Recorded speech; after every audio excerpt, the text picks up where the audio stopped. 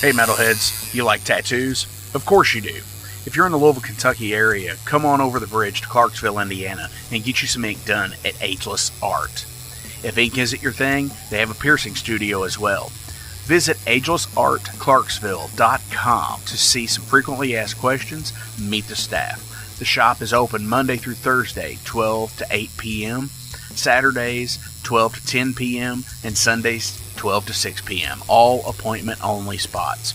You can set up your appointments by phone at 812-283-1793 or email agelessarttattooandpiercing@gmail.com and someone will get you set up for your first or your next tattoo or piercing.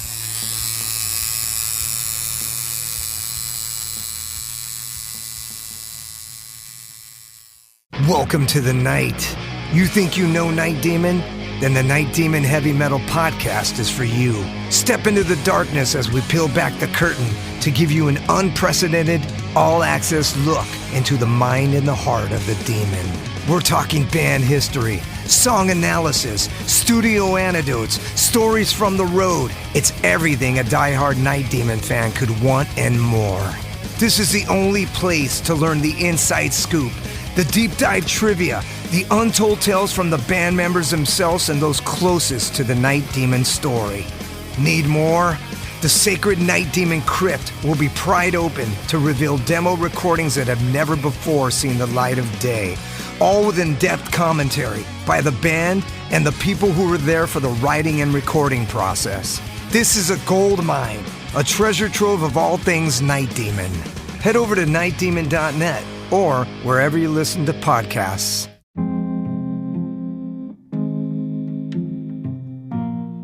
What's up, Metal Forge fans? This is Alan Bishop, the alchemist of Indiana's Black Forest and head distiller at Spirits of French Lick. Do you find yourself drawn to the unexplained, fascinated by the Fortean, or enchanted by the paranormal? If the things that go bump in the night resonate in your mind, then tune into my brand new podcast, If You Have Ghosts, You Have Everything. Featuring first-hand accounts, collected stories, interviews, history, and speculation related to all things not of this world. Available now on Anchor, Spotify, Google, Amazon, and more. Set back, relax, and remember, if you have ghosts, you have everything.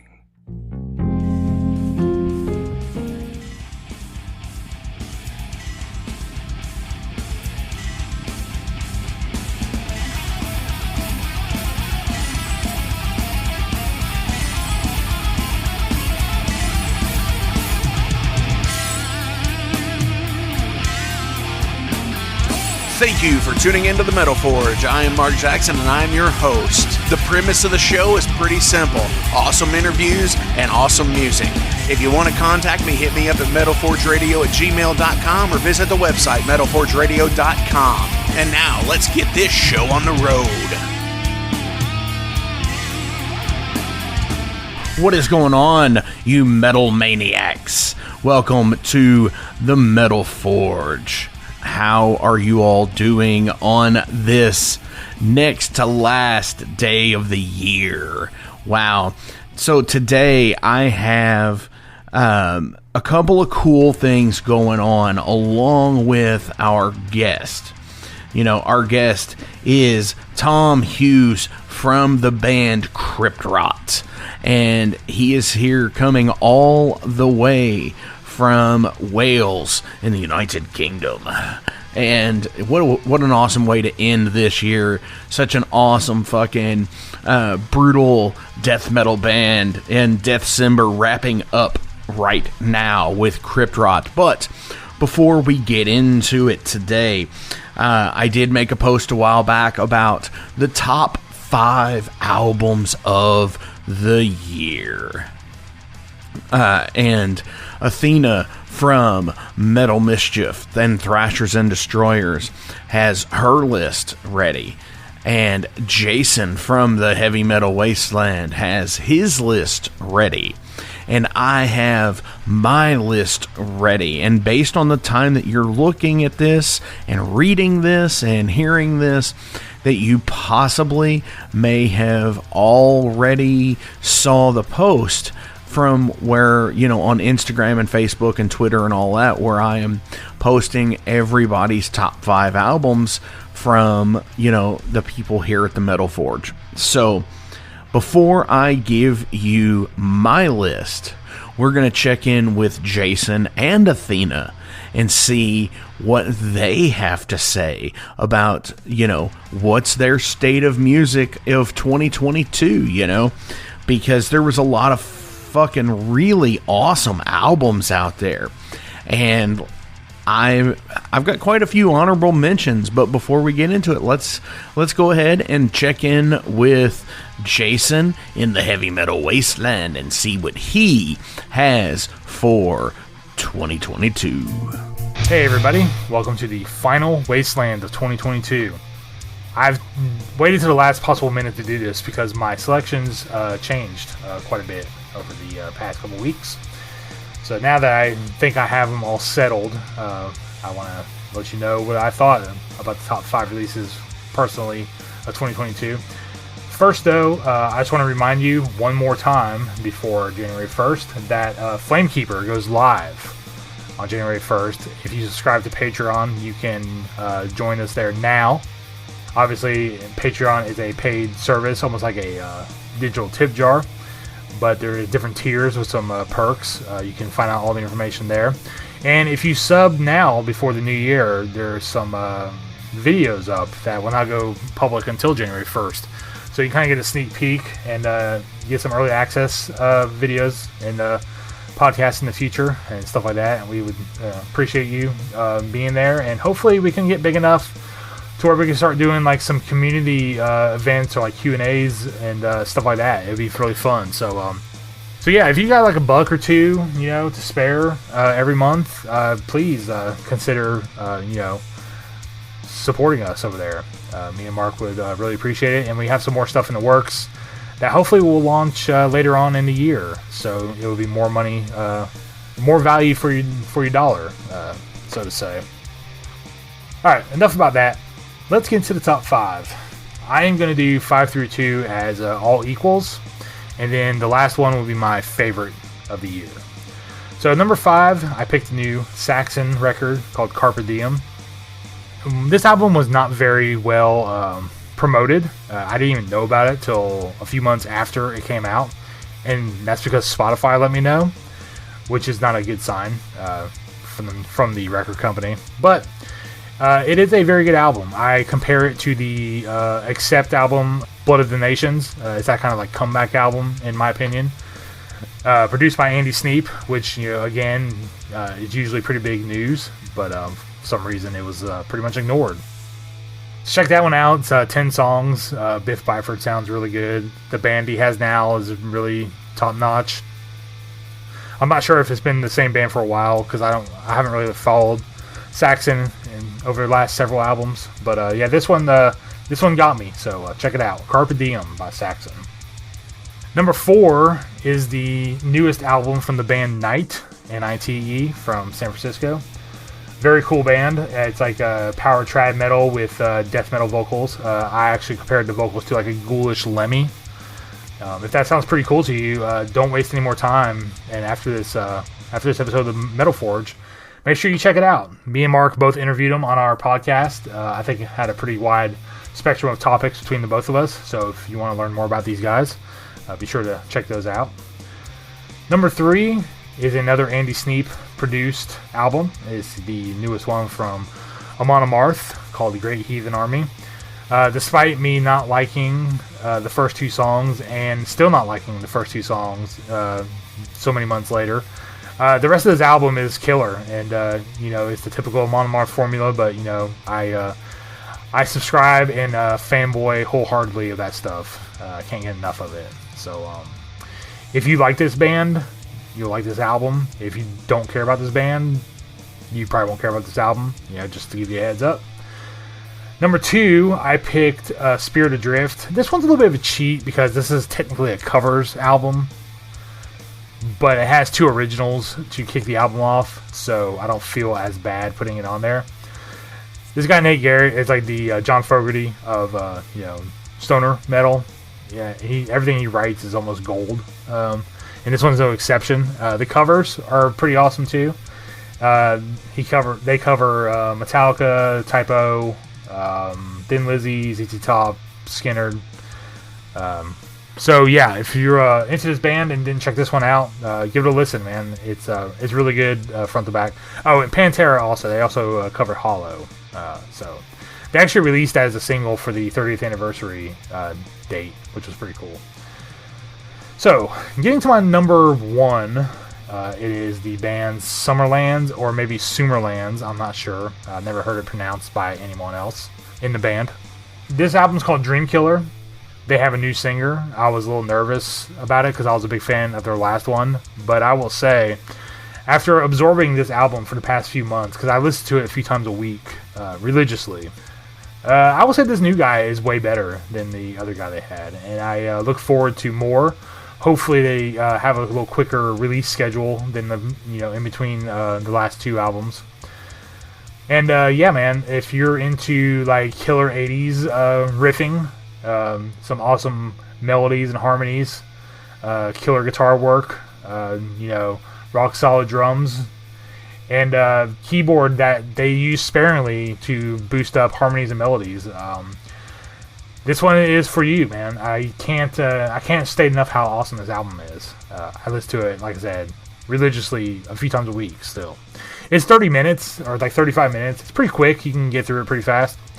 So no reason to at least check it out once. But I have a feeling if you haven't heard this and check it out, you will probably agree with me that this is definitely some good album of the year material. Really surprised it really didn't appear on any like top 50 list of the corporate metal magazines, which doesn't really surprise me, but I thought it was strong enough to at least get someone's attention. But no, they'd rather just push the same old shit, Ghost, Five Finger, all that. So corporate stuff. So this is the definitive top 5. I'm gonna go ahead and just say that. Why not? So anyway, guys, send in your top 5 list on comments if you wish. It'd be fun to compare and see what everyone's listening to. Quick couple honorable mentions. The new EP from Skeletor I really enjoyed, but it was an EP, so I didn't put it on here. The new Clutch album was a nice return to form. Probably would have been my number 6 or 7 if it was a top 10 list. And my friends in Witch Pit released an album this year on Heavy Psych Records. They got big things going on next year, touring wise, so check those guys out. And my buddies in Coffin Torture, Jim and Alex, released a new album, so check that one out as well. And as always, guys, stay safe, stay heavy, and we will talk to you in the new year. Thanks. Wow, Jason, awesome albums. Saxon, I got to see them with Motorhead back in 2015, and so fucking rad to see live. Total coolness. I kind of figured on the Night Under the Cronian Moon from Night, or Voices of the Cronian Moon. I'm sorry. See, there's so many albums, that came out this year. I'm like getting all jumbled with it. I figured you would pick the Night because I know you're really into them. Another one that I figured you would pick was the new Summerland album as well, because you were just like, hey man, you've got to hear this. And you were kind of that way with Spirits Adrift as well. Like, hey man, you got to hear this. This is pretty fucking cool. And yeah, I mean, your recommendations have been so top notch, and greatly appreciated this year. And what's also really cool, is judging from the, your podcast of the Ale Horn and so on and so forth, I kind of figured you were going to do the Amon Amarth album, and I figured that would be on your list as well. So, hell yeah, man. That is awesome. And I will go ahead and let the cat out of the bag that there are no crossover albums from my list and yours. Wow, that's so crazy. It's so insane. So, let's talk with Athena now. Let's see where she's at with this. And, awesome stuff. She has her stuff down pat. So let's check in with Athena in Metal Mischief.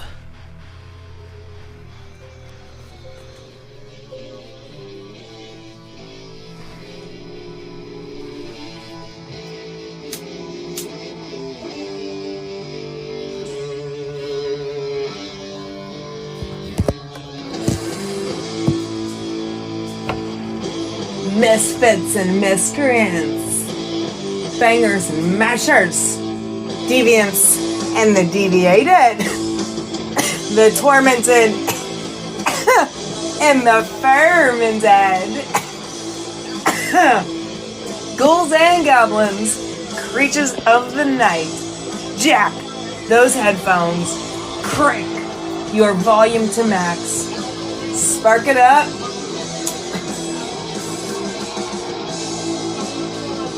and just relax. It's time for your deadly dose. Welcome to the next installment of Metal Mischief, New Year's edition. That's right. It is metal in the year of the devil, 2022. On today's lineup, we have, of course, a countdown. Like, not a countdown per se, but a review of, like, the metal over 2022. And then I'm going to pick my top 5 albums. But in a way, as you will see, this is a bit of a countdown. But every day is a countdown until the day we fucking die, right? So let's just have fun while we are here and while we can, right? Right! Okay, so, holy fuck, it's already 2023. I mean, right now while I'm recording this, it's still 2022, but in about 2 days from now, it's going to be 2023. And when you are watching this video, it's going to be 2023.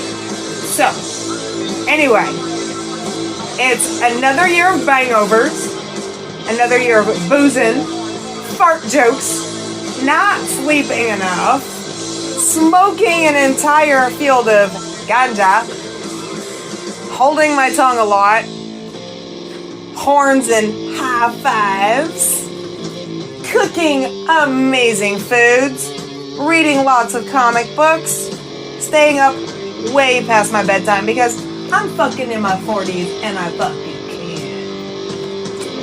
You know, breaking shit, tormenting my friends. I mean, there's a lot to life, but, you know, there's your friends and your music and petting your pussies. That's right. You know, little furry things that run around your house. Also, many, many hours of metal for my mental health. You know, they even made a metal song about that called Mental Health. You guys know what I'm talking about. Anyway, it is metal therapy. And all year long, we have been getting small doses of metal therapy. I gotta say, it comes in all different forms, so, you know, it's whatever your mood might be and where it might take you. And that's going to explain later in this segment where you see why I made the choices I did. So, 2022 actually would, like, proved to be a golden year for new metal releases. New bands, old bands that resurfaced and put out new shit. Which, by the way, 2023 has a lineup of stuff coming out from some bands that we're all looking forward to, like Merciful Fate, just to name drop one. Anyway, I went back and I revisited some of the stuff that did not make my list. And I mean my top 5. But I also have a list that is going to be my honorable mentions, which we will get to in a minute. But there's a lot of bands I went back, listened to the albums over and over, gave them many chances, and they just didn't hit me right. That doesn't mean they're not going to hit you right. That doesn't mean that it's not something that's going to, like, appeal to you and that you're going to enjoy. So, by no means, like, you know, take what I say as, like, you know, it's just me bullshitting my way through things. So, anyway, after many tokes, many jokes, and many, many bottles of bourbon, I finally came up with my top 5 for 2022. But here's the thing, we're not gonna just jump right into that, because what fun is that? There's so much that happened in 2022. We can't just jump right into shit, right? So, I wanted to break down my top 5 into categories. You know, just so I could like spread some more love. So I'm gonna let you float on that for a minute because we're gonna get to that. But before we get into the top 5, I would like to recap the bands that did make those honorable mentions I was just talking about. But before that, excuse me for one moment while I get a little parched talking to you guys. I don't know what it is. Like, I get really thirsty. Okay, so in no specific order and no specific categories for this, these are the bands that made my list, but not my top 5 for 2022. Are you ready? Are you guys ready? I've been ready all fucking day. Let's do this thing. All right. Now I have to actually look at my list, so don't mind me, okay? In no specific order. Elder, Innate Passage. Voivod, Synchro Anarchy, which is probably one of my favorite titles for an album, actually. Immolations, Acts of God. Autopsy, because, oh my god, Autopsy. Morbidity Triumphant. Morbidity Triumphant. Yeah, I had to say that a few times because it just didn't sound right at first.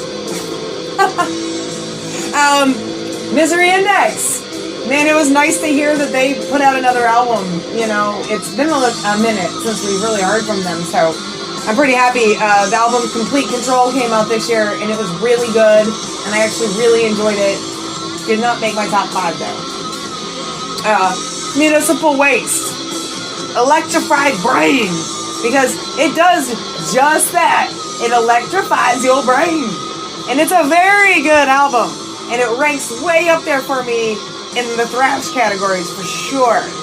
But, alas, it did not make my top 5. So, moving on. Escula Grind. Now, my buddy sent me this one, and I love my grind, and he knows I love my grind metal, so he finds like these really cool bands and sends them to me. Escula Grind is just technically a masterpiece when it comes to like a grind album. I absolutely loved it. The only reason it didn't make my top 5 was because one of my best buds of many, many years from Pittsburgh, one of his new projects that he's been working on for a couple years, had to go in my top 5 because it is literally one of the best grind albums I've heard in not just a year, but several years. Hands down, no shit, not just because he's my buddy, the shit is fucking killer. But we will get to that. So just hold your fucking horses. I know you guys are getting like all antsy, aren't you? Alright, Dark Funeral. We Are the Apocalypse. I did review this one earlier in the year, and it had to make my honorable mentions. Midnight, Let There Be Witchery. And I did get to see Midnight this year with Merciful Fate, and it was amazing. So if you missed that, I'm very sorry, but hopefully they came to a city near you. Bloodbath, which I also reviewed in this past year. Survival of the Sickest. That album is such a fucking killer album. One of my favorites actually for just like when I'm vacuuming and doing the dishes and shit like that, you know, it's like a really good, like, I'm gonna clean the house and listen to death metal mode. So that one's way up there for me, but alas, still didn't make my top 5. And here's a local boys actually made my list. Blind Scryer, which I also reviewed this year. I mean, I'm only going to review them if I really like them. I don't know if you guys have noticed that by watching the Metal Mischiefs, but I don't like to do bad reviews. If I'm not into the album and I'm not feeling the band, I'm just not going to review it because I don't want to be like an asshole about anything. Everybody's going to have their opinions about stuff, right? I mean, some of you probably think my show is a fucking piece of shit. I don't care. It's whatever. We listen to it if we want to. We watch it if we want to, right? Right. So, anyway, Blind Scryer. Local boys. Awesome, though. Oh my god. It's called Controlled Burn, and it's just one of those bands that, because they're not national, you're not going to really get to hear from them unless you go out and dig for it. So, look up Blind Scryer. Blind Scryer from Louisville, Kentucky. Just do it. Just do it. Alright, going on. Septic Flesh, Modern Primitive. Spectrum Mortis, which I also reviewed this year. Bit Misery, The Incantation. Corpsest, another one I reviewed this year. Succumb to Rot. Stormtoker, buddies from Lexington. But the Mother Tree, holy fuck. The production on that album does not sound like, you know, it's just a small, like back of the burner, like, band, because it's not. It's absolutely not. Just go out and look for Stormtoker. If you're into stoner doom metal and you like, you know, to like get your head in a weird buzz place, Stormtoker's where it's at. I'm not kidding. Just check it out. All right, Tamer Isley Projects, which I also reviewed. Tamer being one motherfucker who does everything. I mean, seriously, he's amazing. And yes, I reviewed him, and yes, you should go check him out. Witchfinder, Forgotten Mansion, Goat Horde. Oh, it's always awesome when Goat Horde drops something new for us, man. I always get excited when I hear Goat Horde's putting out a new album. So their new album, Angels Hung from the Archways of Heaven. The artwork on the front of the album is absolutely stunning too, so check that out. And then Decapitated, Cancer Culture, because, come on, let's get real. Cancer keeps killing all of our fucking loved ones, doesn't it? If it's not fucking heroin, it's fucking cancer. And then, last but not least, on my honorable mentions, Exile, Rip, and Tear, which was one of my first reviews at the beginning of 2022. And at the end of 2022, I still love the album. That's got to tell you something, right? Alright, so, even though I don't consider split albums to be part of, like, you know, my choice at the end of the year, I always have to give them credit because, you know, split albums are a lot of fun. So, I'm going to mention the two that impressed me the most, actually. So, the first one being Spasticus and Boya. They are these Italian death metal motherfuckers, and I just have to tell you, like, if you haven't really dove into, like, Italian death metal, you should, because this shit is so good. And I would start with Spasticus and Boya.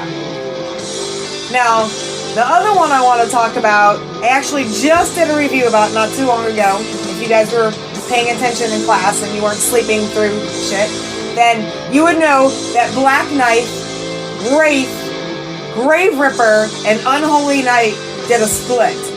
Now, the split is called Faster Than the Fucking Devil. And I'm not even going to talk anymore about it because you should just go back and like listen to the Metal Forge episode of Metal Mischief where I actually reviewed this fucking album. That's all you're going to get. That's all you're going to get. That's it. I'm just going to move on now. Alright, so I enjoy splits a lot though because you get like a blend of music from different bands and everything, and if they're actually produced well, then the bands all have a nice flow with each other and the production's really good. There's some of them I've listened to over this last year that, even though some of the bands I did like on there, the flow wasn't there, the album overall wasn't something that that kept me interested in it. So, even though I did find some really awesome bands from some of these splits, I can't really give it a whole lot of mention because, as a whole, the splits weren't something that I was into. But, go digging, man. Go find shit. I mean, you know. Let's see. Where am I at? Okay. Okay. The next thing I want to talk about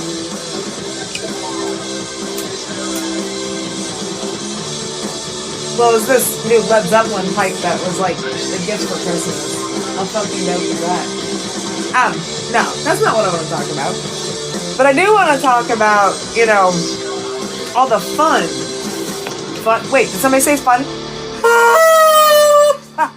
It's fun. We've had tons of fun going to shows this year. Because after a fucking pandemic, oh my god, it was like running around without your clothes on. It was like, let's just go out and experience the world again. And it felt new and a little different, man. I mean, right? Am I fucking wrong here? But once we actually got to go back to shows and be around our friends, and it's the whole like, oh my god moments that you have, we finally like are full-fledged back into that in 2022. So, you know, I have to do a top 5 of my favorite shows from this year. Right? That only makes sense. So, besides the countless local metal shows, because oh my god, there's dozens upon dozens of those, including Metal Mondays, which happen almost every Monday, and it's free metal. And sometimes it's just local stuff, or like Lexington, Atlanta, Chicago. You know, we get a nice blend of stuff that comes through here for it. But sometimes we get like bigger bands. Like there was one band called something Teeth, Scratch Teeth Scratch. I don't know, but apparently it was dudes from Slipknot, and like nobody was supposed to know, but they were in our little tiny bar in our little tiny city, and that's what happens at Metal Mondays sometimes. So, besides Metal Mondays, here are my top 5 shows for 2022. First and foremost, Merciful Fate. Oh my god, just getting to see the King on stage in that capacity of Merciful Fate. And with my best friend, too. It was amazing. It was absolutely amazing. And they came with Midnight and Creator, too. Which, Creator had a new album out, by the way. Sorry, didn't make my honorable mentions or anything, because I'm just going to say this forthright, and if you saw the review I did about this show, you'll already know that Creator did not really impress me in that show, unfortunately. But Midnight and Merciful Fate sure did blow my fucking mind. So, fuck it, whatever. Try harder. Try again. Alright, number 2. Bay Area Strikes Back Tour. Now this one was fun because it was all thrash, all night. You had Testament, Death Angel, and Exodus. Let's just reiterate that. Testament, Death Angel, and Exodus. What a fucking night that was, let me tell you. That's one of those, you know, I hope when I get older and I don't, like, lose my mind and forget shows like that, you know? Anyway, moving on. Corrosion of Conformity. And you know why? Because Pepper Keenan, that's right! Fuck! Man! And then, Anvil! Anvil! Yes, the almighty Anvil was actually in Louisville. And Overload, Mark Jackson, Metal Forge, Overload got to open for the motherfuckers! Yes! Oh my god! How fucking cool is that, right? Yeah, that show was awesome. Such a good time. And then, last but not least, my number 5 was Cattle Decapitation and Creeping Death. Man, that's actually how my 2022 started.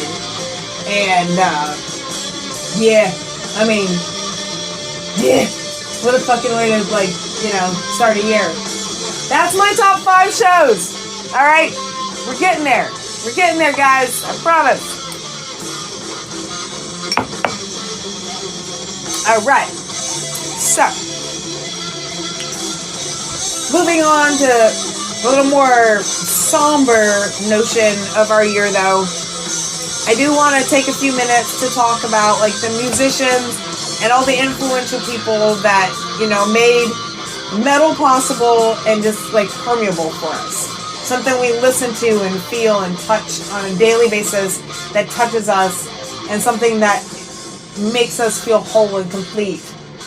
I mean, without these people, this would not be a thing for us. Metal would not be a thing for us. And every year we lose people that have influenced us and made such an impact in our metal community. And not just our metal community, but we're outstanding citizens and really damn good fucking people too. And treated other people with respect. And actually gave a shit about other people. And in that, they made art. And they made art passionately. So, here are the people that we lost this year. Dan McCafferty from Nazareth.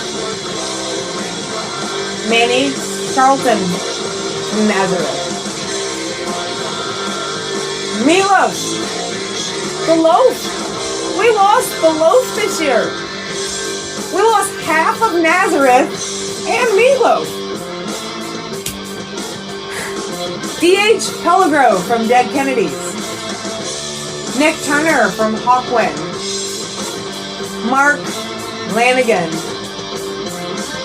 from the Screaming Trees. And I mean all his independent stuff. I'm actually a huge Mark Lanigan fan, and that one really hurt. That one really sucks. If you never heard his indie stuff, you should dive into some of his independent stuff. It's really good, actually. And then, of course, Johnny Z, the founder of Megaforce Records, and the motherfucker who literally made Metallica and Anthrax possible. Think about that for a minute. We lost him this year. Burke Shelley from Budgie. Yeah, that's the thing about these awesome 70s like acid metal rock bands, is that now they're all getting to that point where we're gonna lose them.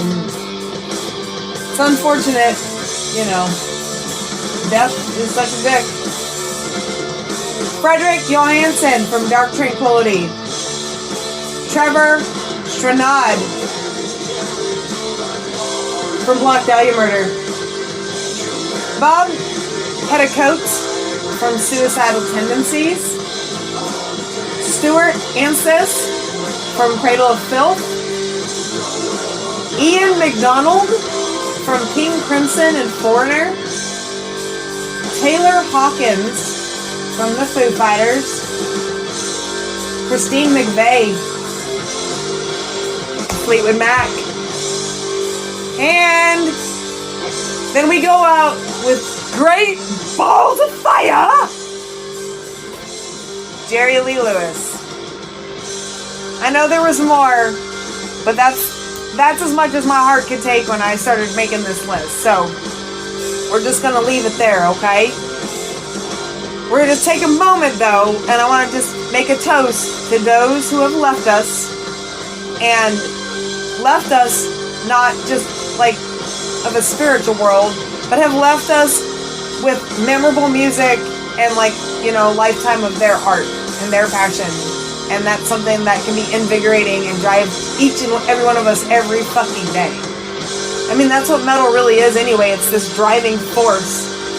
And that's why we feel it so fucking hard. And all these people felt it. Anyway, I'm not gonna get all mushy on you guys, but I'm a sentimental motherfucker sometimes, and, you know. So here's to all of our lost ones. Hopefully 2023 is a little kinder to us. We still have Ozzy.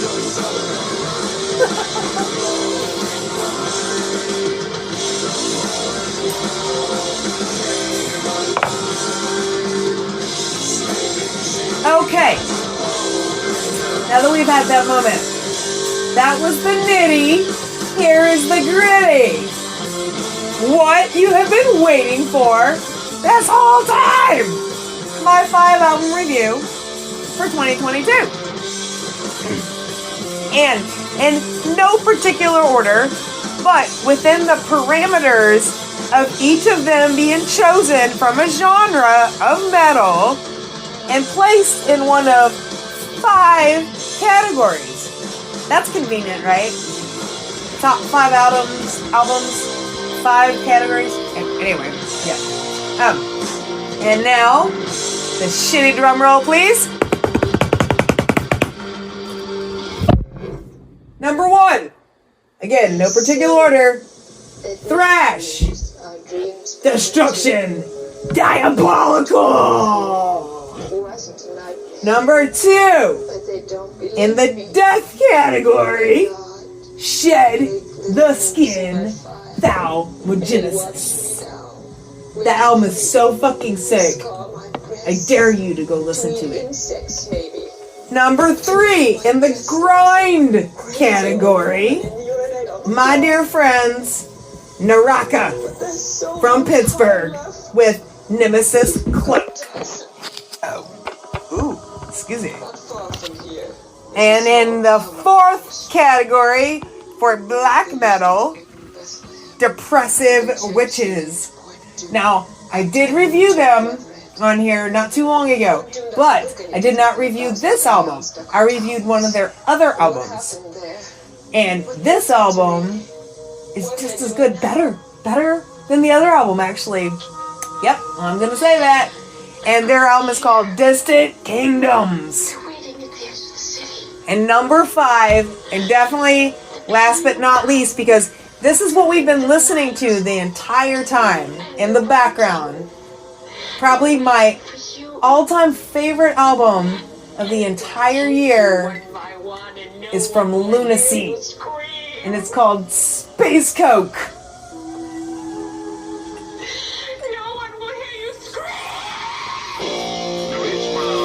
That's right, motherfuckers! So, what a fucking lineup! I wonder if any of you had the same on your list. Message me if you did, because we need to talk, alright? But for fucking real though, my anticipation for the albums that are coming out for 2023 is just like vibrating through my fucking skull, man. It's amazing! I'm so excited! Because this year was so good! Next year's gonna be like, maybe twice as good. We'll see. And then I'm gonna rattle on and on. You'll have to listen to me for like an hour instead of like 30 minutes. Anyway, so, here we go. Dear Misfits, we have come to that part of our endeavor where we cross paths with Athena's 5-shot review. Now, you've already heard me review 2022 and the metal therein. But this 5-shot review is special. It's special because I am reviewing the year that we had. Not just the music. Like I said, we already talked about that. No.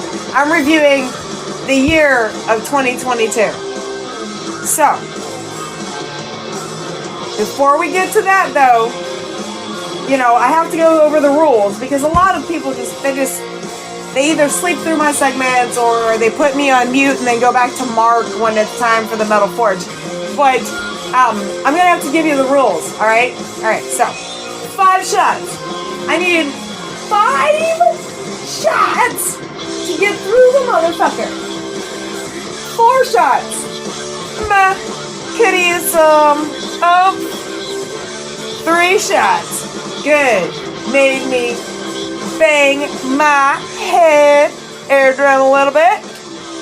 2 shots. Really good. Put that shit in the glove box for traveling. And 1 shot. Excellent. I'm probably gonna have a bangover in the morning. And although I had plenty of hangovers this year, the verdict is 5 shots! To get through the motherfucker! Wait. No. Make that 666 shots to get through 2022. So, until we meet again, have a most excellent time. And don't forget, keep it heavy.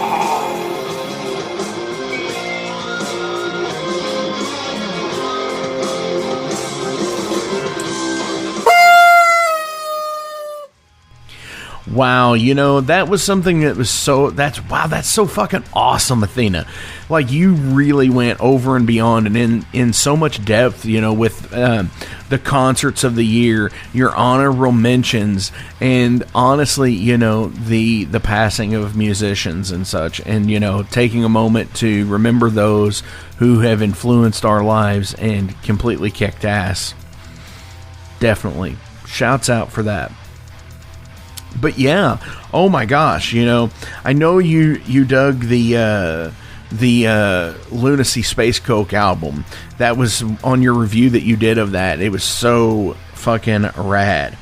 The Depressive Witches album, Distant Kingdoms, that was awesome discovering that band just on a whim on Bandcamp because we looked at what the new releases were going to be. And that was awesome. Shed the Skin, I kind of figured that would have been on your list, but there were just so many honorable mentions. It was very tough because you had asked me where it was just like, hey, can you guess what my list is? And I was like, I really don't know. It's like, I kind of figured the Municipal Waste album would have been on there, but it wasn't. And I was like shocked and surprised. I was like, oh my gosh, it's not on here. But yeah, I know that like all of your stuff that you've put out and done, that you do your homework for damn sure, and that completely kicks ass. So hell yeah. And I will go ahead and let you know as well, there are no crossovers on your list with my list either, and none for you and Jason. That's interesting. It's so wild that we're all super diverse when it comes to our music. So speaking of top 5 lists, here is my top 5 list of albums in 2022 that really moved me and spoke to me. So without any further ado, as they say, I am going to go with, in the number 5 position, is Spell Tragic Magic. Super fucking rad album. Go check it the fuck out because it kicks fucking ass. If you liked Opulent Decay and just seeing the natural progression of this band is mind blowing. Number 4, Midnight, Let There Be Witchery. Seeing them on tour with Merciful Fate, so fucking badass, and I am definitely a fan for life, for absolute sure. Number 3, Municipal Waste, Electrified Brain. Just because it's all thrash and no trash, it kicks ass from the beginning to the end, and it is such a solid listen the entire way through that pretty much anything that they do is so fucking awesome because it goes right from start to stop. And I love that because that's what it's all about, is keeping the captivation, keeping kicking ass and everything else. And so I'm going to go ahead and tell you my number 2 is Windows of Your Heart by Haunt. And I finally got to see Haunt live this past year in September on the West Coast Meets West End tour with Seven Sisters and Entranced, and super fucking rad people all around. And I was glad that I got to go to not one but 2 of those shows, the Louisville show and the Indianapolis show at Black Circle Brewing. Super fucking rad times, kicking ass. and you know, I enjoy it so much. So my number one album of 2022 is, as Athena would say, shitty drum roll please, is going to be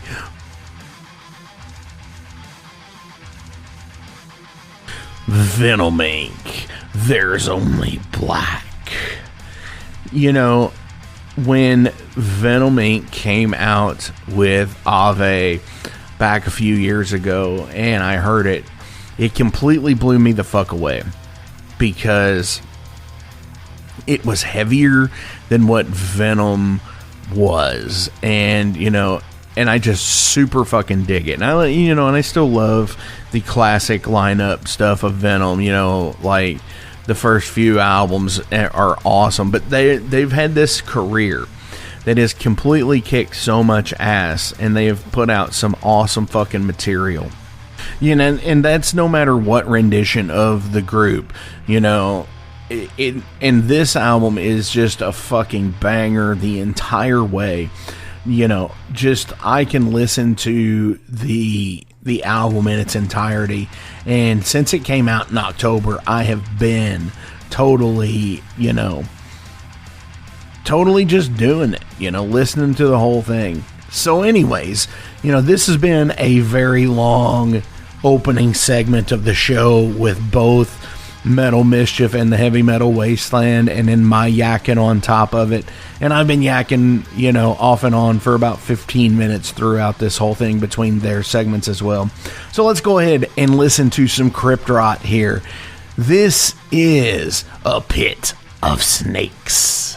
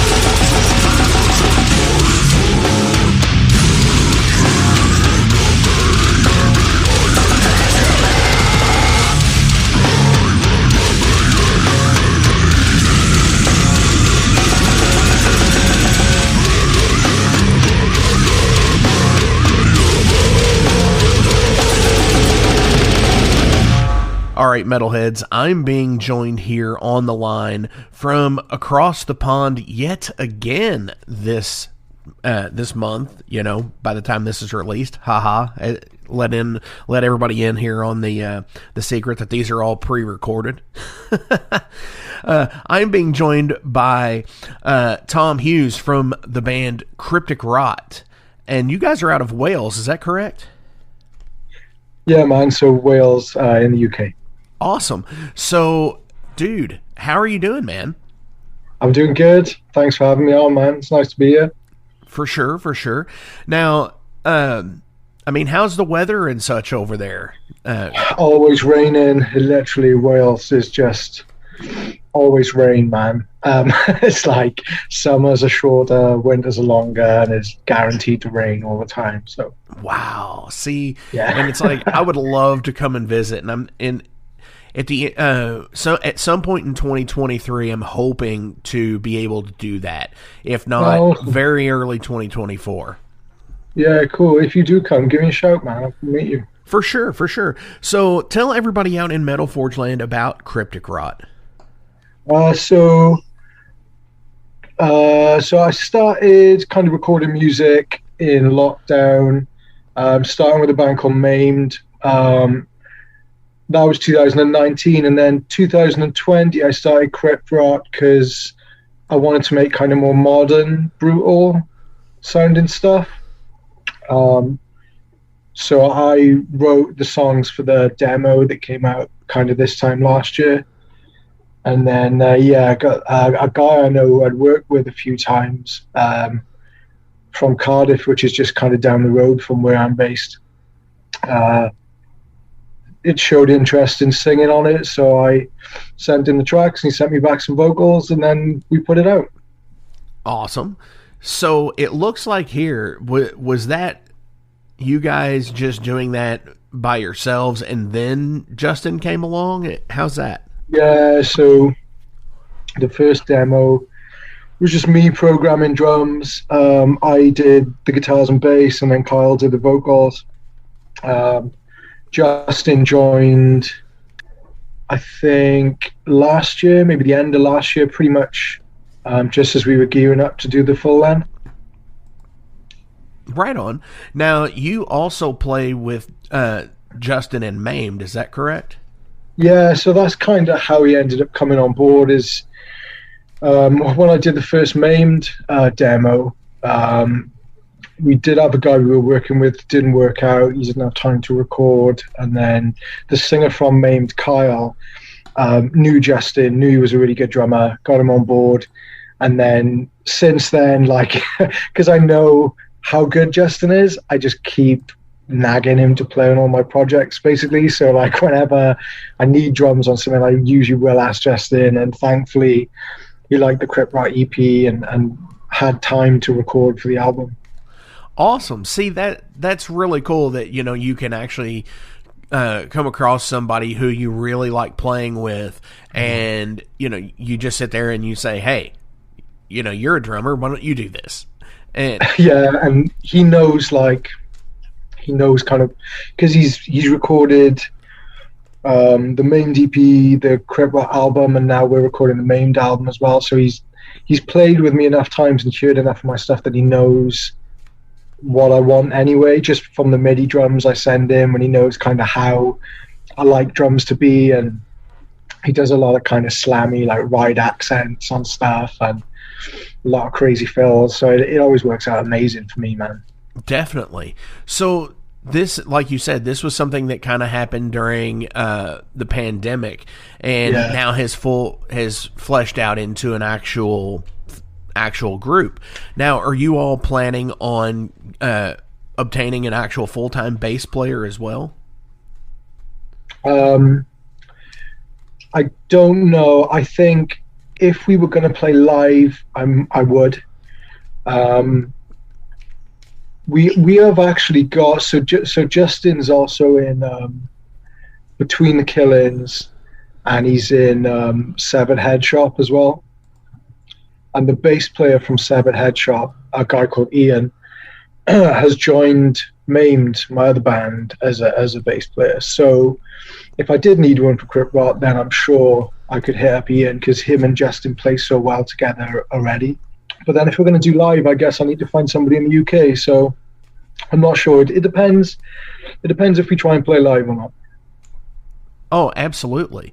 And, that's one of the other things, too, is it seems like there's a lot of people who have, just a lot of side projects that have spawned from the pandemic. Yeah, man. Like, everyone's in 3 or 4 bands at the moment. And for me, it just opened up the possibility of being able to record myself. Like, it was something I'd always wanted to do. I'd always wanted to know how to record. And even when I was like playing in bands when I was a teenager, I used to play in like just kind of local thrash bands and stuff. And I would write whole songs then, but I wouldn't be able to record them. I would just record the riffs on my phone, and then I would play the video on my phone and then play the lead over the top to show people what I was imagining, like I didn't have a way to actually record it all properly. So the pandemic for me was like the kick in the ass to just be like, okay, you got this time, couldn't really work. So I just set it all up and just sat there and just learned how to do it for a few months. And now I'm doing more bands than I can keep track of. it's too much fun, man, Definitely. So with the EP, I misspoke there. Was why I edit. So with the full-length release, which was here just a few weeks back, yeah, what are you all planning next? Because you don't know if you're going to do anything live, is what you were kind of alluding to a minute ago. Yeah, I don't know. I'm going to probably take a little break from Crypt Rot for a bit, and I've got some other things I'm recording next year and some other projects I'm doing. But I am also thinking of maybe trying live, but I'm not 100% sure yet. We'd have to get a drummer based in the UK. We'd have to get a bass player based in the UK in order for me and Kyle to be able to go out and do it. I have already had some offers, which, to play London and to play some cool gigs and to go up to Scotland with the guys from Brain Bath and Gouger and all those really great Scottish death metal bands that are about at the moment. I'm just kind of waiting for the right time to get all the stuff. I'd also have to buy some gear, because I haven't got a cab and a head, and I haven't got like the backline stuff I need to play live. Definitely. So maybe sometime in the next year. I think now that I was living kind of in West Wales and Kyle was in South Wales. I've actually moved back to South Wales the last 2 months. So now that I live 20 minutes away from the singer, it's a lot easier for us to start jamming and do some practices and then see what happens. That'll probably be something that I'll try next year. Definitely. See, that's rad, just because you just sit there and said you'd have to find a drummer and a bass player that are based out of the UK, which that is another thing I've noticed with a lot of bands during the pandemic, that these bedroom projects, side project things have really manifested with people all over the world. Yeah. That's kick-ass to me, because, just because you're not limited to where, finding friends in your area or finding bandmates in your area at this point. That's what I find so exciting about it is, I know people kind of knock bedroom bands and bedroom projects and stuff because they're not like proper bands that are playing live or touring or whatever. But for me, it's like where I live, the scene is so small anyway that you kind of know everybody in it, and to find other people who want to play like brutal death metal is kind of difficult. They're either already in a band or people aren't really interested in playing really heavy death metal around here. So like for me, to be able to send my tracks to America and get drums back, or with the other bands I'm in, I'm sending tracks to down in Cornwall, and then the singers in Romania, or the labels in New York, and then there's another label in Indonesia, and it's to be able to send my music all over the world and have people record awesome stuff and send it back to me and have labels distribute it all over the world and do that from a small town in Wales where, you know, people either work in a factory or a call center or, you know what I mean? Like, there's not that many options here. So using the internet to be able to like spread your music and get it out there and have it on the same platform as like bigger bands who all live close to each other and everything is an amazing opportunity, you know? Oh, for sure.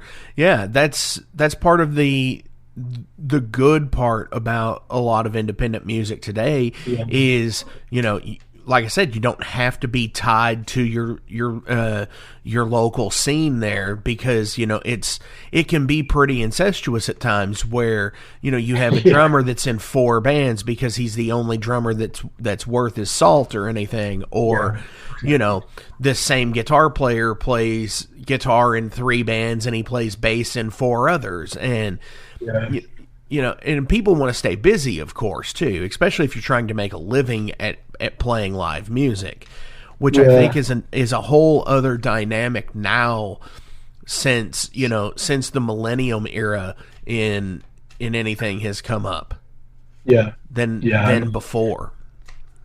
I think the older people get, unless you've already built a following and you're doing that and you're gigging and you're playing out all the time, then the older you get, the kind of harder it is to justify doing that too, because you have jobs and responsibilities and things you need to take care of. And I think for me, I always knew that I wouldn't want to make it a job, really. I wouldn't necessarily. I'm not really worried about making any kind of money from it, and I don't make any kind of money from it.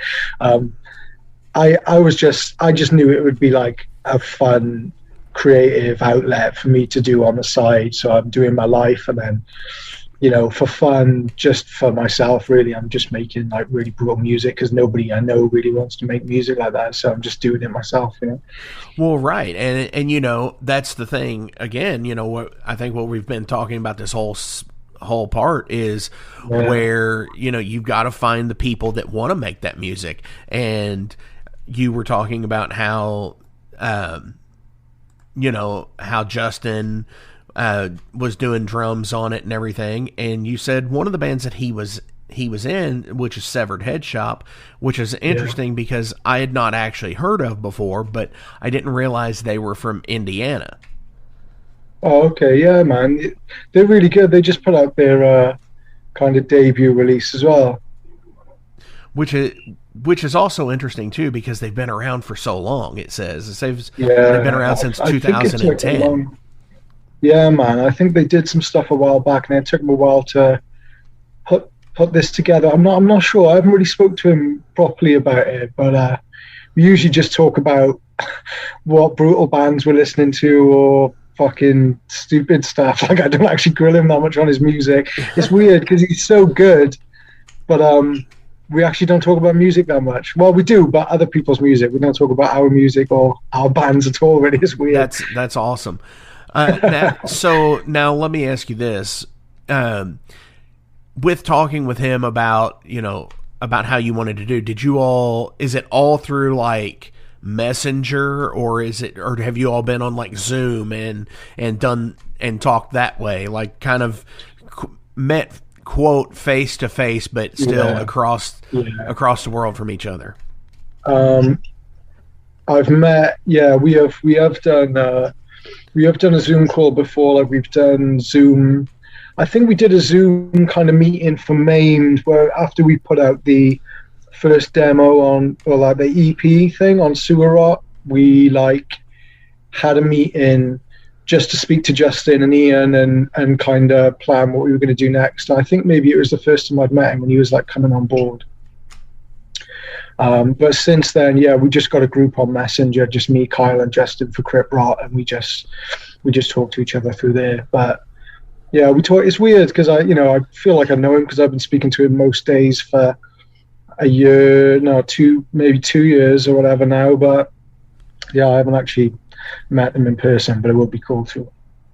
Definitely. It's always interesting to meet these people in person. You know, I was fortunate enough to to meet some friends from the UK when they were on tour here in America back in September. The band Seven Sisters, and super rad guys. And it was just like, we've been talking for like 2 years, and it's like all of a sudden it's like, oh my gosh, you're here. It's like, it's the same with Fulci. I really want to meet Fulci, dude. They're playing in London next weekend, I think, and I can't make it. I'm gutted I can't make it, because I've been speaking to those guys for 2 years, 3 years or something, you know? Yes, I know. That's the other side of it. It's such a down when it's like, you know, that somebody that you want to see is coming in. And I think the independent metal scene out there today is it's so underground still, but it's like if you know kind of situation. Where, you know, you can say bands like Fulci or Seven Sisters, and people know who they are in the circle, but they're not playing giant places either. You know, it's like, they might be playing your local pub or your bar or whatever, but the show that you get is just as much the same as any band playing in an arena. Yeah, because the passion is there and the drive is there. Yeah, exactly, man. I'd rather see smaller bands anyway. Like I will go and see Cannibal Corpse when they play. Like if they play anywhere near me, I will go. But they're probably the biggest band I go and see. Like, and then everybody else I'll go and see is like small clubs and just weird underground stuff, I guess. Oh, for sure. I mean, and that's the whole thing. It's like, you know, once you've seen the show once or maybe even twice, it almost kind of begs the thing of, why should I go see it again? Is it going to be that much different? You know, I love Iron Maiden, don't get me wrong. I absolutely love Iron Maiden. They were a band I had to see live to get into. Yeah. And the show is always amazing. But even still, you know, you're going to get something like, you know, you're going to get Wasted Years, and you're going to get 2 Minutes to Midnight and Number of the Beast. And it's like, you know, when you're playing so many repeat songs because you're a legacy band at that point, it's almost kind of like, what is the point, I guess? Do you know what I'd love to see, man, is King Diamond, though. I've never seen King Diamond. I'd love to see them play too. You know, that's interesting, because I recently just went to see Merciful Fate. Oh, sick. And it was their first time in the States in like 20 or 23 years or something like that. And it was absolutely insane. It was such a... It's funny that you mentioned that, because it was very much like a small independent pub show, you know, but it was not. It was, you know, it was in a place that seated 5,000 people, and it was sold out. But, you know, I think the overall feel of it, nobody overstayed their welcome. They played, you know, like Midnight played a 30-minute set, and Creator played maybe a 40-minute set, and then Merciful Fate played an hour. And it was such a good show. I mean, you know, it started at 7 and you were done by 11. And I love that stuff, dude. I love it when like, the older I get, the more I'm like, oh, I love it when shit finishes at 10:30, 11. Right. I do as well, because it's like, you know, if you have to get up and work the next day, you're not dragging ass the next day or anything. So definitely. So since I'm talking to you about this, I'll go ahead and hit on it. Maimed. You said that you were going to do you're in the process of recording a album for them as well.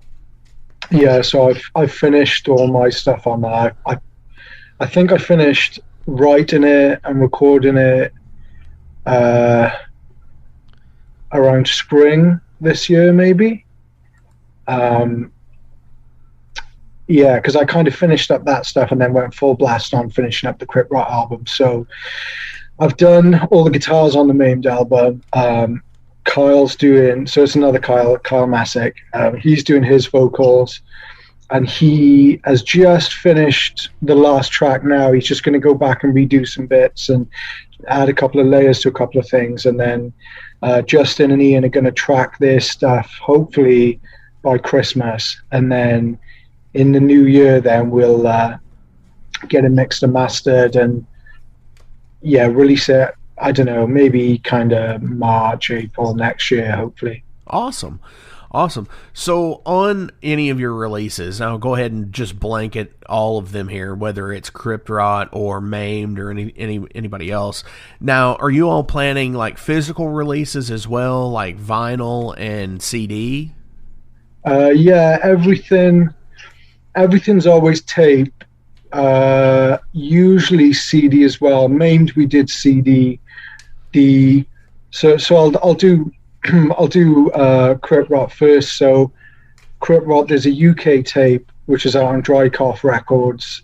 There's a US tape which is out on Frozen Screams imprint, and then Brutal Mind in Indonesia are doing CDs, dual case CDs, and they're doing all the merch. So they got flags with the album cover, shirts with the album cover, and then a Ricky Casso Acid King shirt as well. Definitely. Wow, that's awesome. And the Maimed album will be similar. I don't know about vinyl, but the Maimed album will definitely be tape. It'll definitely be CD. It'd be cool to get something on vinyl eventually, but I feel kind of like at the moment, it seems to be easier to do black metal on vinyl in the UK. People seem to buy black metal more on vinyl in the UK than they do new death metal, I guess, or labels don't seem to press as much. Interesting. New death metal on vinyl anyway. Reissues, yeah, but I don't know, it would be cool. I'd love to see the Crypt Rot artwork that big. Yeah, that would be awesome, because it does have some amazing artwork.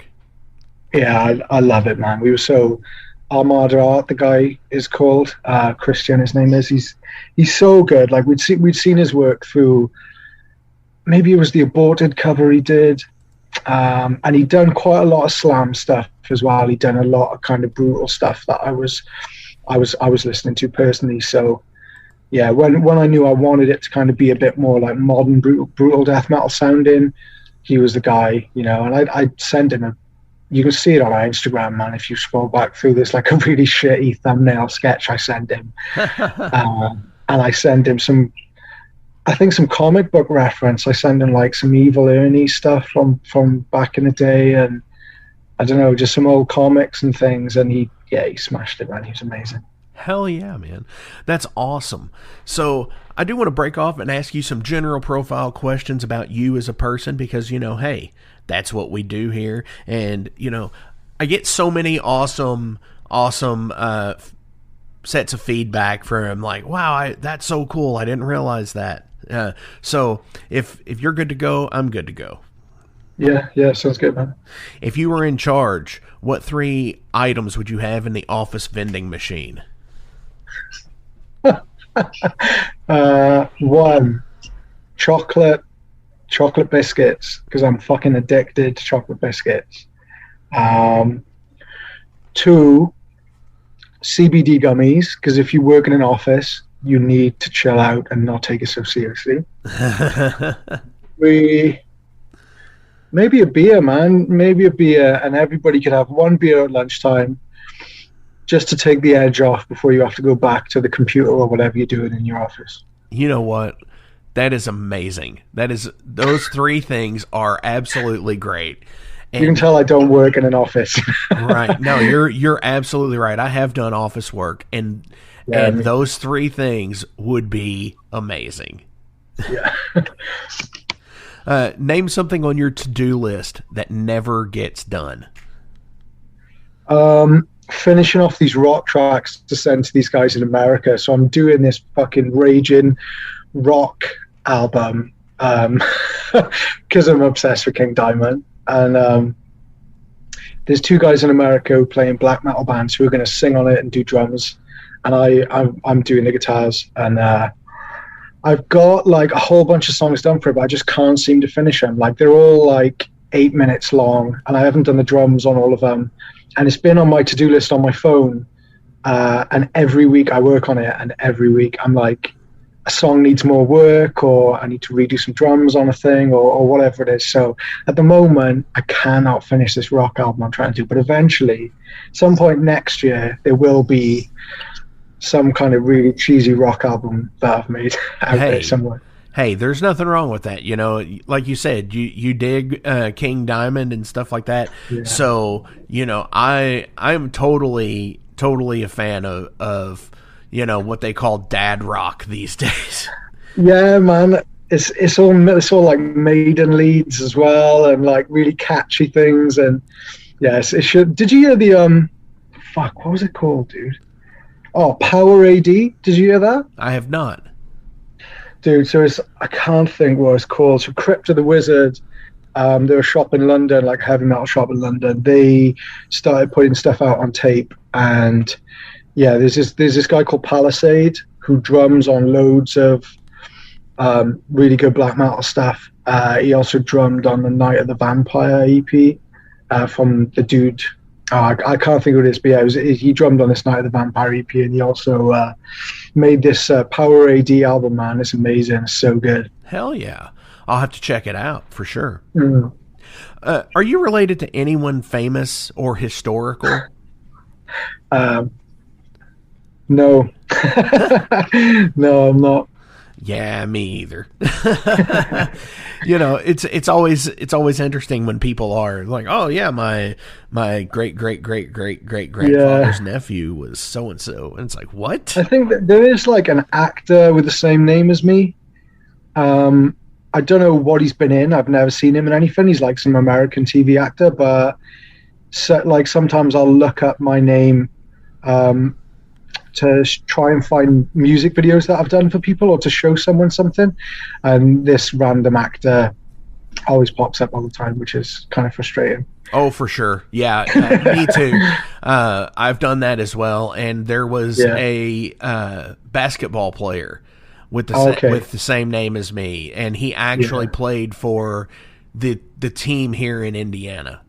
Oh, okay. So it was weird because, you know, he's like a 6'8" African American man named Mark Jackson, and I'm a 5'8", you know, white guy, and we're both in the same state. But I mean, I guess that's like the commonality of names and stuff. So yeah.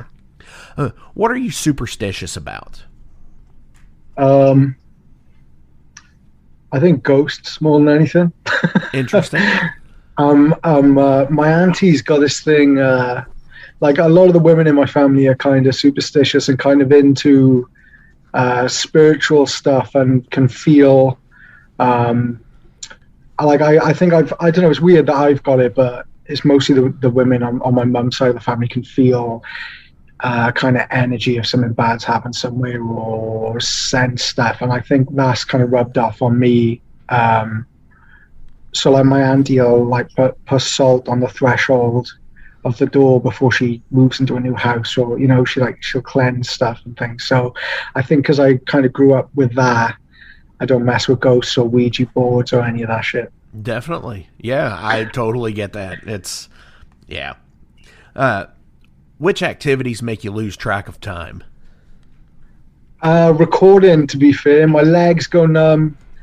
I haven't drank anything. I forget to eat, like, because when I record, I'll write the guitar tracks, I'll record the guitar tracks, and then I'll record the bass tracks in the same session so I don't forget how to play it. So every time I record something, it's usually all recorded in one go and then arranged properly afterwards.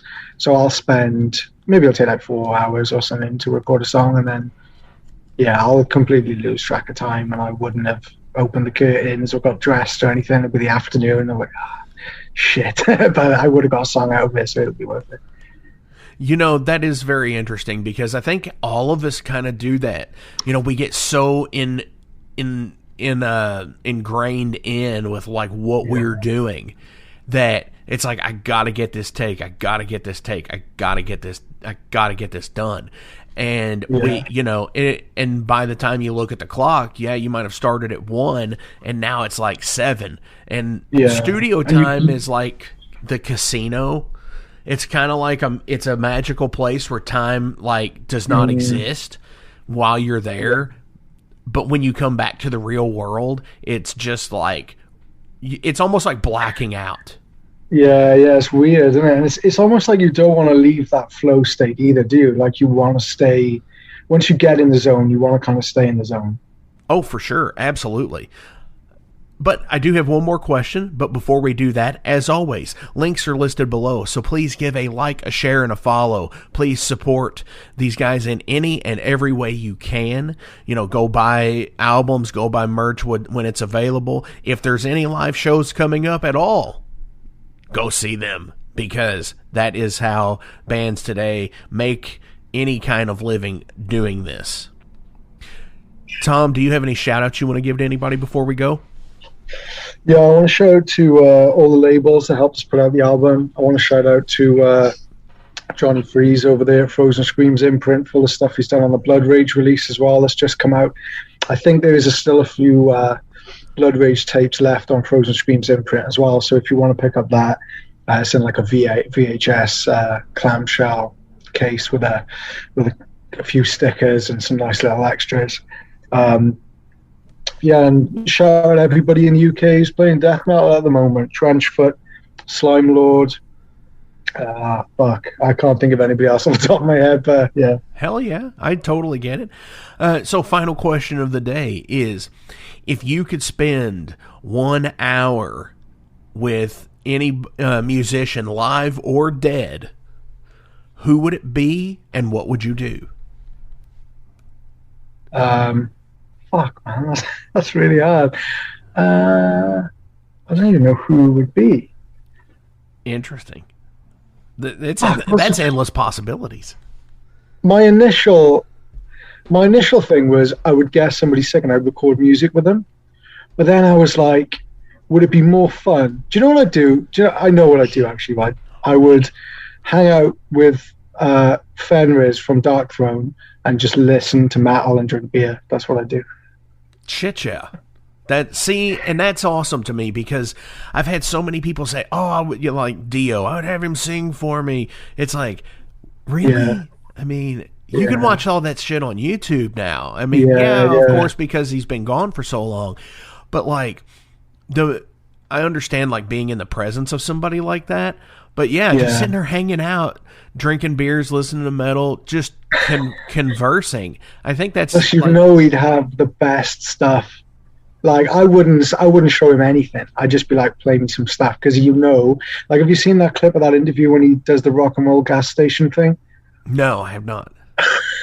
Just type in Fenris rock and roll gas station on YouTube. Right, there's some German dude from a magazine or whatever that interviewed him, and he's in his flat, and Fenris is drunk, and he's just like playing him all this metal and singing along to it. It's just amazing, dude. I just want to be in that room listening to metal. Yes, dude, that is so awesome. Tom, thank you so much for coming on the Metal Forge this week. This has kicked ass.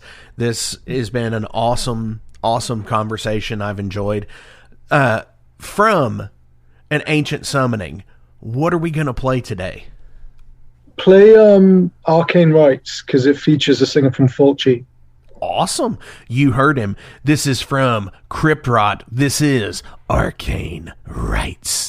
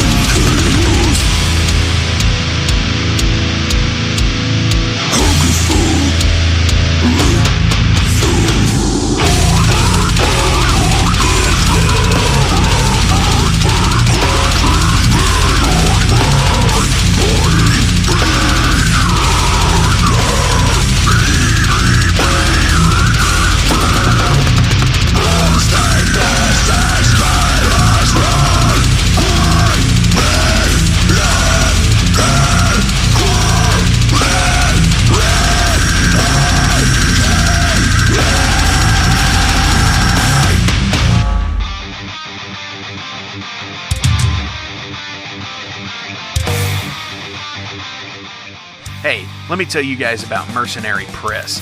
They're an independent London label and distributor of all things metal. Mercenary Press delivers the goods from their own independent zine. Trust me, you're going to want to get in on that.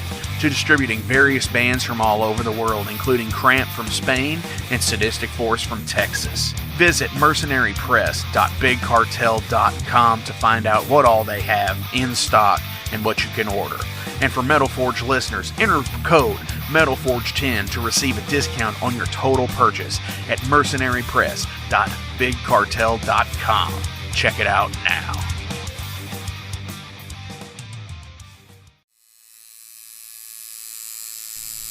Hey Metalheads, it's with great pleasure I get to tell you guys about a new sponsor to the Metal Forge, Ageless Art, New Albany. After 20 years of owning and operating Ageless Art in Clarksville, Indiana, Phil Garrett had a vision for a new type of tattoo studio. Something that is clean and modern, sleek, refined, inviting. And he's done just that with Ageless Art in New Albany. You can find it at 2736 Charlestown Road, New Albany, Indiana, 47150. Business hours are Monday through Saturday, 11 a.m. to 7 p.m. Sundays are 12 to 6. All sessions are appointment only, so give them a call and go get you some new ink. Or if it's your first time, go get your first one, baby.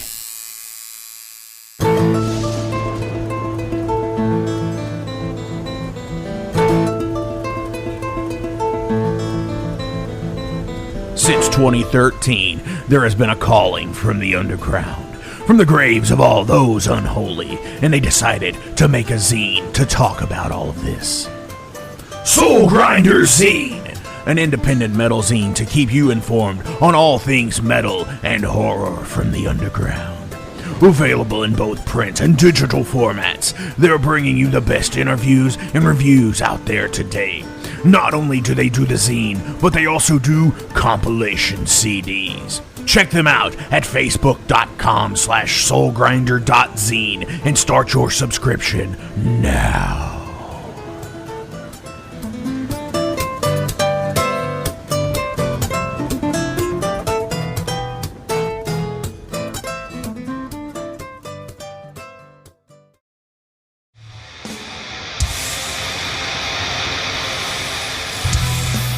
Hey everybody, let me tell you about the new sponsor to the Metal Forge, Unchained Tapes.